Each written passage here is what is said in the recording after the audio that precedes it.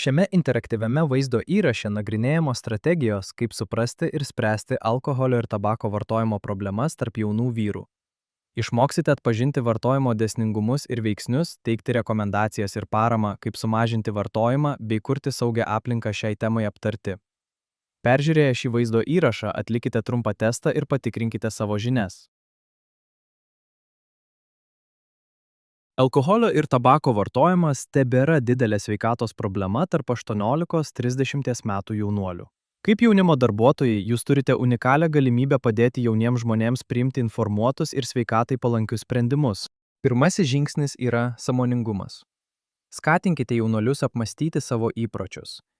Kada jie linkę vartoti alkoholį ar tabaką? Kokios emocijos ar situacijos iššaukia vartojimą? Ar yra tam tikros socialinės aplinkybės, kuriuose jie jaučia didesnį spaudimą vartoti? Padėdami jauniems žmonėms atpažinti iššaukiančius veiksnius, suteikiate jiems galimybę numatyti iššūkius ir planuoti sveikesnius pasirinkimus. Tokios priemonės kaip dienoraščio rašymas, mobiliosios programėlės ar individualūs pokalbiai gali padėti laikui bėgant atpažinti šios modelius. Palaikykite jaunuolius, teikdami aiškius, nesmerkiančius patarimus.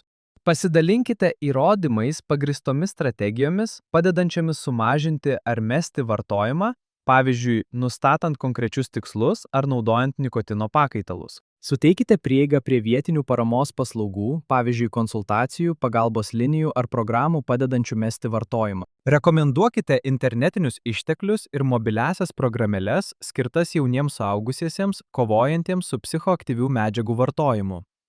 Užtikrinkite, kad informacija būtų suprantama ir pabrėžkite, kad pagalbos prašymas yra stiprybė, o ne silpnumas.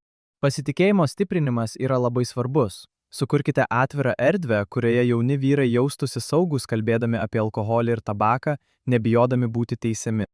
Pagrindinės strategijos. Aktyvaus klausymosi įgūdžių naudojimas. Jų jausmų ir patirčių pripažinimas. Atvirų klausimų uždavimas. Kantrybė ir nuoseklumas. Palanki aplinka gali ypatingai skatinti savirefleksiją ir teigiamus pokyčius. Padėkite jaunuoliams stebėti savo pažangą, nustatydami trumpalaikius, realistiškus tikslus, švęsdami mažus laimėjimus, reaguodami į nesėkmes drąsinimu, o ne kritiką. Teigiamas skatinimas didina motyvaciją ir ugdo atsparumą. Vertinkite jų pastangas, o ne tik rezultatus. Be individualaus darbo jaunimo darbuotojai taip pat gali siekti platesnių pokyčių, remti politiką ribojančią tabako ir alkoholio reklamą jaunimui. Skatinti aplinką, kurioje nerūkoma ir nevartojama alkoholio. Dalyvauti visuomenės informavimo kampanijose. Propaguodami sisteminius pokyčius padedate kurti sveikesnę aplinką, kuri remia jaunimo pasirinkimus. Jaunimo darbuotojai yra svarbūs sąjungininkai, padedantis jauniems vyrams įveikti alkoholio ir tabako vartojimo iššūkius. Supratimu, parama ir palaikymu galite skatinti sveikesnį gyvenimo būdą ir stipresnės bendruomenės. Dabar kviečiame atlikti testą, kuriame galėsite pasitikrinti savo įgytas žinias, atsakydami į 4 klausimus.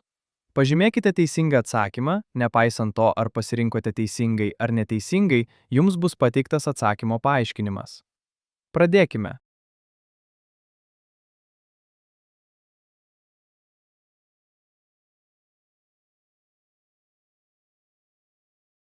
Tai viskas šiai sesijai. Ačiū už jūsų dalyvavimą. Tęskite mokymąsi e-studijoje, kad įgytumėte daugiau naujų įgūdžių, skirtų teikti skaitmeniškai transformuotą neformalų mokymą jauniems vyrams apie sveikatą ir gerovę.